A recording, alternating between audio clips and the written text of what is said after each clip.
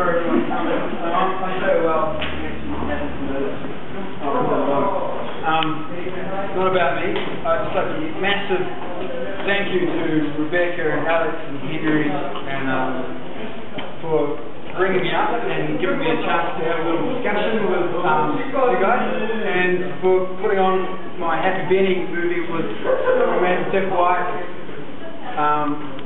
That is, it'll be a challenge to watch it through in this space, but it's a visual display, and of course it's online for anyone who wants to view it. It's available, Happy Benny, or Benny, it's the Happy Good, which I thought was just a win-win.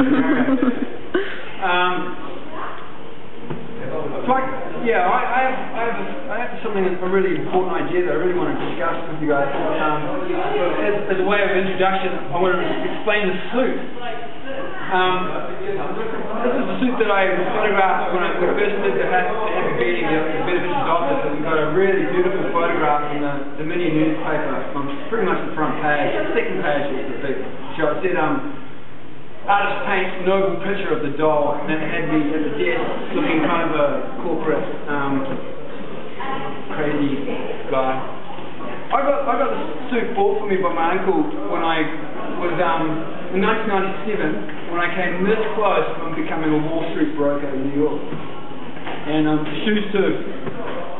This is like $1,000 back in 1997. They were quite well off, and I was a struggling artist, and they were quite well off, as I said, and they had family connection, and they were going to put me into the biz. I decided to take the suit and run. I didn't run it. I couldn't do it, and it was the reason why I couldn't do it, because I was arsed. I had all this shit in my head, and I wasn't going to give it up to go make money, because it takes a lot of time and effort to get all that shit in your head. I didn't want to move it out off the table and bring in a lot of figures and exploitation very much. So, I try and do a broad range of ideas. I try and do a broad range of practices. I'm not just an artist that wants to do this, I want to do that. I want to be a holistic kind of person. I want to be specialized. I want to be divided and conquered. The market doesn't like that, but living likes that. I'm living really well. I don't have a job. Can't find it incredibly hard to get a job, I think, because of the publicity that I got in that, but I don't want to complain too much. But there's woofing. I'm a woofer. I mow lawns, I dig gardens, and for that I get free board and food. And so there are ways of dropping out of society and landing pretty high. I have a massive studio and time to do things.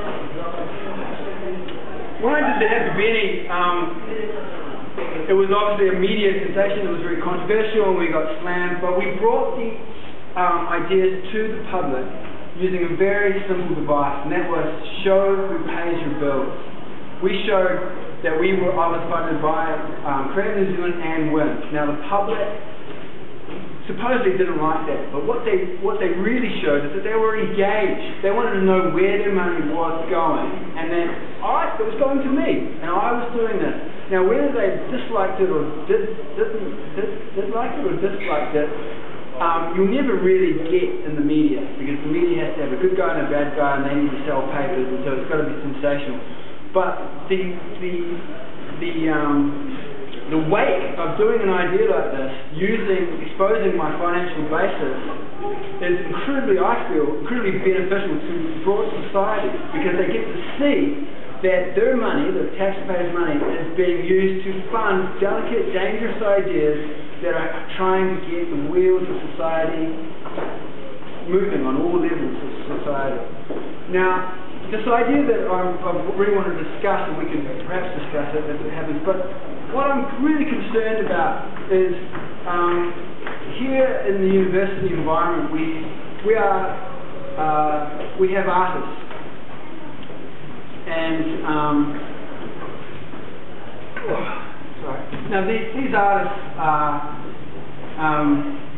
university professors, and they do important work as artists and as university professors. But what I'm really concerned with is that they're not letting the public know that they are actually university professors, actually employees on behalf of the public to do a job, and that is to be a critic and conscience of society. Now that's a legal definition of what a university does. You have to accept the role as a critic and conscience of society.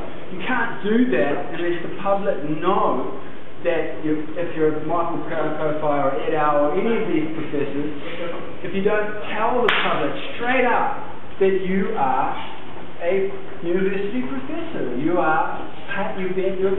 salary is paid by the public.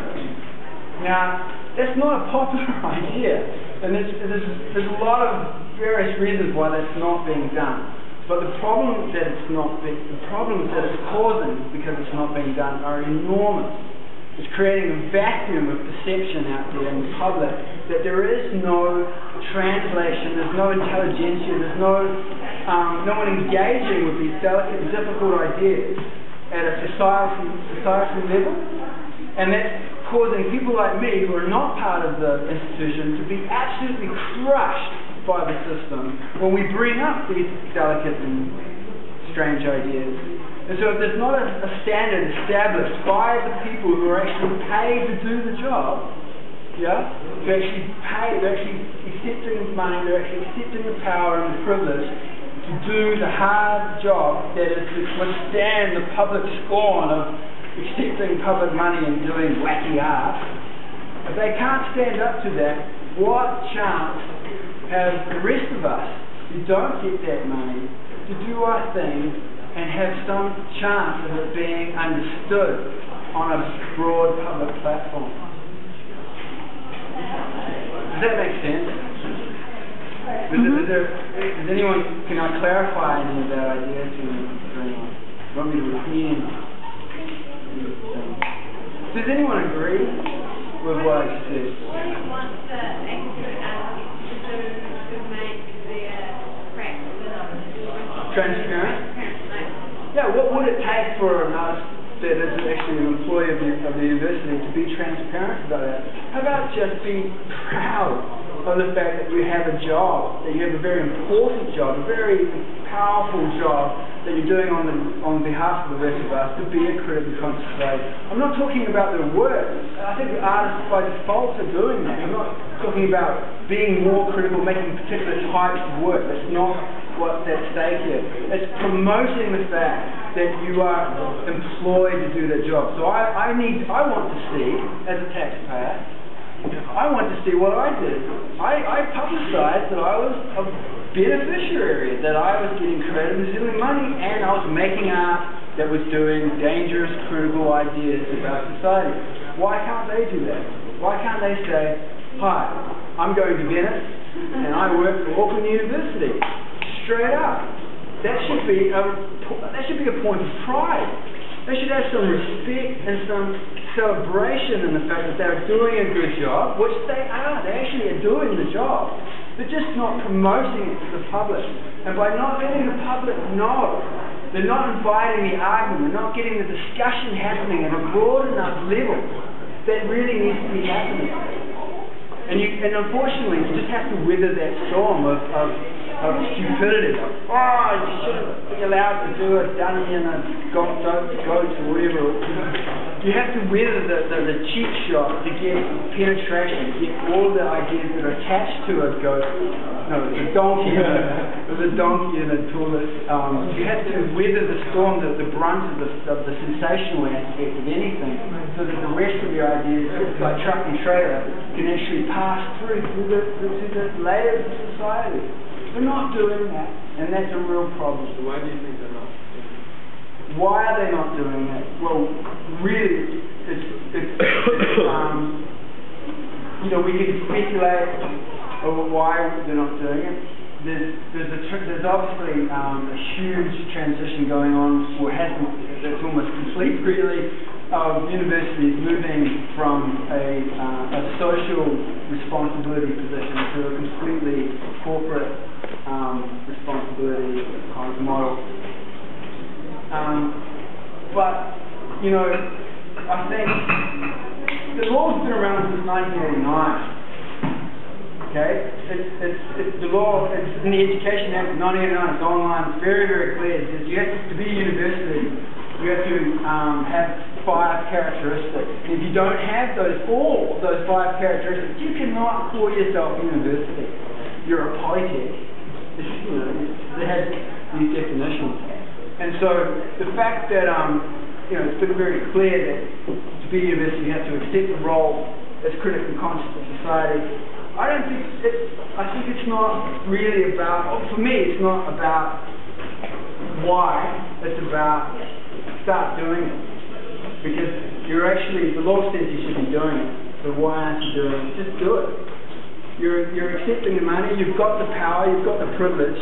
Just promote the fact that you're a university lecturer. Just do it.